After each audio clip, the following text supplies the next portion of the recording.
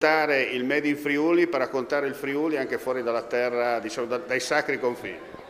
Sì, innanzitutto è un impegno, un onore che mi è stato concesso, è un impegno che mi assumo, quello ovviamente di rappresentare Ente Friuli nel mondo e quindi di portare questa presenza dei friulani nel mondo al giusto ruolo, al giusto livello.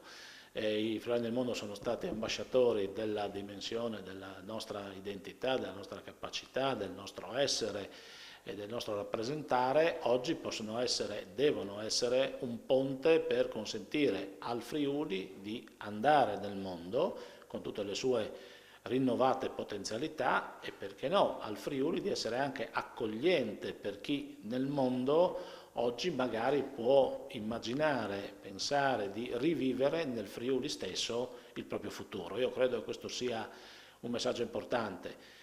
Noi siamo in un sistema che si integra, in una dimensione globale, nella globalità abbiamo opportunità da praticare ma anche opportunità da offrire e Friuli nel mondo può essere sicuramente un ente che con la sua attività e con la grande rappresentanza dei focolari nel mondo può svolgere appieno questa azione.